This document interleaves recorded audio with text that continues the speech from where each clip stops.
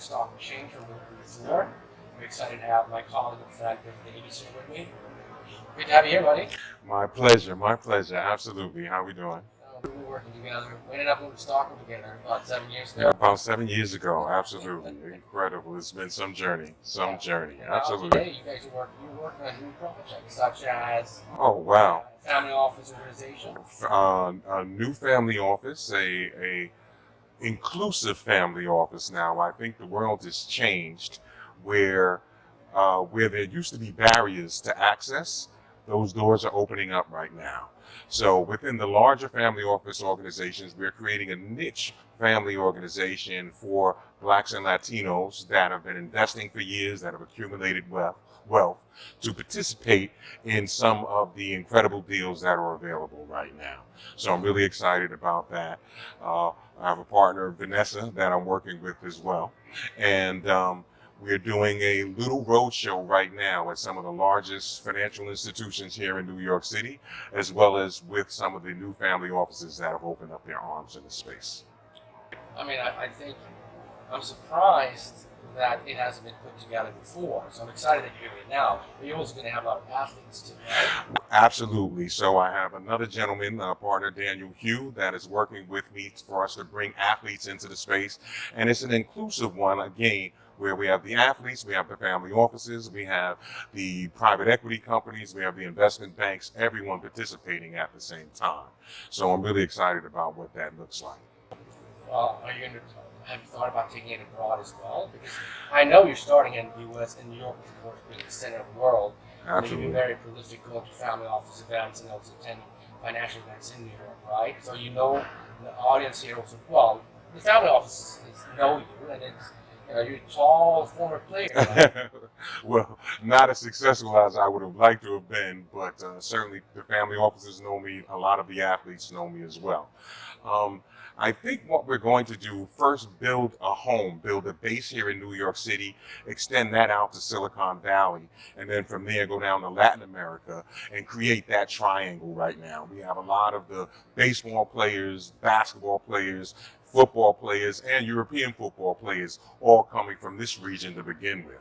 As you know, when we were in Stockholm, I was running a payment company in Vienna, Austria, and CEO, as well as first I started off as the CIO in cybersecurity and partnered with a wonderful woman named Vaidehi, where we shared responsibility for growing that company. And I think we're in an interesting space right now.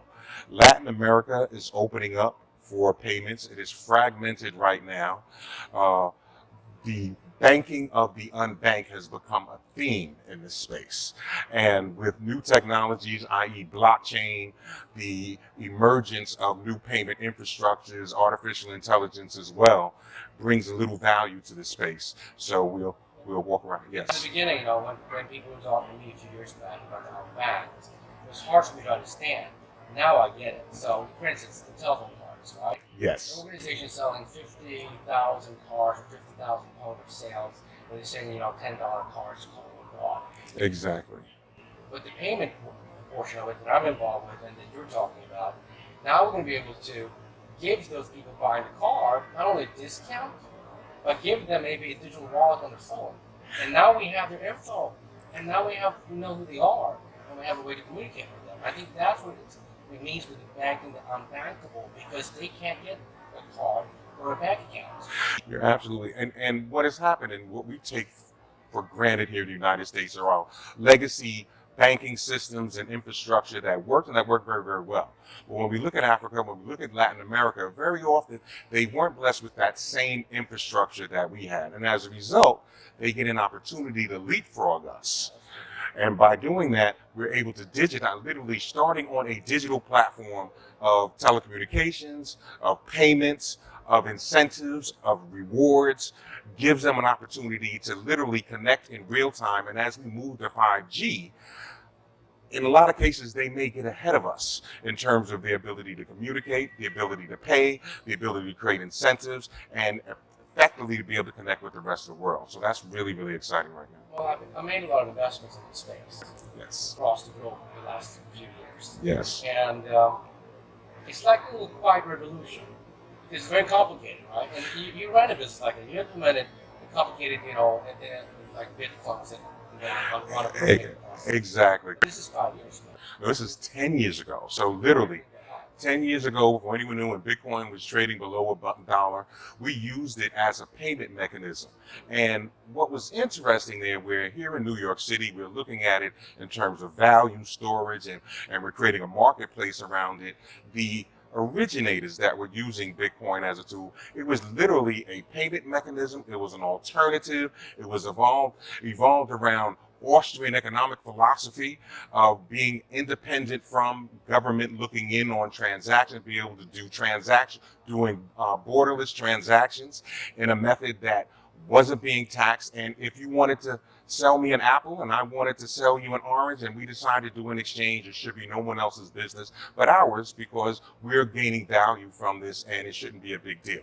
So that was kind of the methodology around the space, and it has grown into something that was astronomical, etc. And I think, in my opinion, the market or the cart came before the horse in this case. So we got too advanced, and people really tried to monetize it before the infrastructure was completely built, and we had strong business models in the space.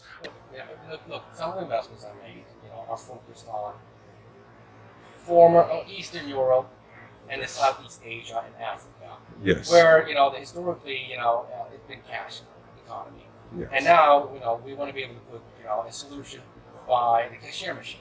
And we've done that to 3,000 stores already. So we're up and running. And when you go to the store, there's a QR code. There you are. And right. Guess what? You can download a wallet and get a discount.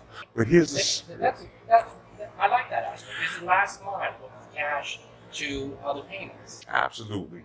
But here's the secret, and this is what I think no one has really gotten the space unless you've been in the space executing. So we had close to 100 million customers around 50 countries. And the practice that I call this is called a new Wall Street.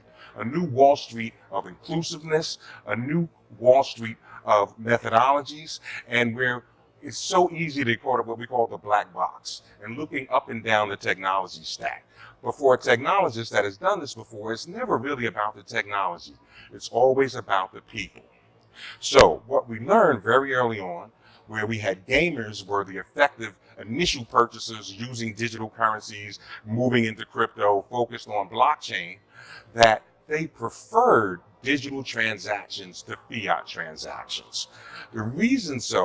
One reason was because, particularly as they were kids, they did not interfere with their parents' or their sponsors' fiat worlds. So there was no risk to bank accounts, credit cards, or anything that disrupted their day-to-day lives. They had an ecosystem on their own. They were able to purchase, trade, unfettered, in a space where literally it was integrated in the digital world that they were living in. Right. I'll argue over time, given the opportunity, they won't care about fiat at all. If they can eat and clothe themselves and put a roof over their heads with a digital currency, with a digital methodology, fiat won't matter to them at all. We grew up wanting fiat as a value system. We looked at savings, we looked at investing in the fiat world. But the new millennials, the Generation Z, don't care about that. They care about access. They care about doing the things that they want to be able to do. And they want to do it efficiently. And they want to integrate it in the world they're in. And they want to do it fairly, justly. And they only want to utilize the stuff that they need and make sure the rest of the world has an opportunity to do with the resources what they're doing as well, where the opportunity exists. So it's an interesting place. Thank you. That's very insightful. Okay. Interested to hear your perspective on this. Okay, great. My name is David Drake, and I thank you for this session. Thank you. Stock Exchange.